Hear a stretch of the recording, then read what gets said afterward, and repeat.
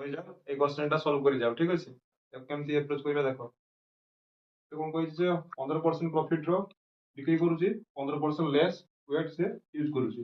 ଆମେ ଧରିବା ସପୋଜ 100 ଗ୍ରାମ ର ଜିନିଷକୁ ସପୋଜ 100 ଗ୍ରାମ ର ଜିନିଷକୁ ସେ ବିକୁଛି ସପୋଜ 100 ଟଙ୍କାରେ ତା କିଣିବାର ଥିଲା। 100 ଗ୍ରାମ ର ଜିନିଷକୁ 100 ଟଙ୍କା ଦେଇ କିଣିଥିଲା, ଠିକ ଅଛି। କିନ୍ତୁ ଏଠି କଣ କରୁଛି ନା 15% ଲେସ୍ ୱେଟ୍ ଦଉଛି। ତାହେଲେ 100 ଗ୍ରାମ ର ଜିନିଷ କେତେ 85 ଗ୍ରାମ ର ଜିନିଷକୁ ସେ ବିକୁଛି, 85 ଗ୍ରାମ ରେ ବିକୁଛି। ଏଠି କଣ କହିଛି ନା 15% ଅଧିକ ପ୍ରଫିଟ ରେ ବିକୁଛି, ଠିକ ଅଛି। ତାହେଲେ 100 ଟଙ୍କାର 15% ଅଧିକା 115 ଟଙ୍କାରେ ବିକୁଛି।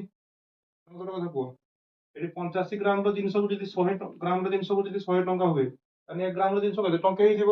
ତାହେଲେ 85 ଗ୍ରାମ ର ଜିନିଷ କେତେ ହେଇଯିବ? 85 ଟଙ୍କା ହେଇଯିବ। 85 ଟଙ୍କା ଉପରେ ସେ 85 ଟଙ୍କା କିଣା ବେଳେ ସେ ବିକ୍ରି କରୁଛି କେତେ 115 ଟଙ୍କା। ତାହେଲେ ଏଇଠି ସ୍ପ୍ଲିଟ୍ କେତେ ଲାଭ? 30 ଟଙ୍କା ଲାଭ। କେତେ ଟଙ୍କା ଉପରେ?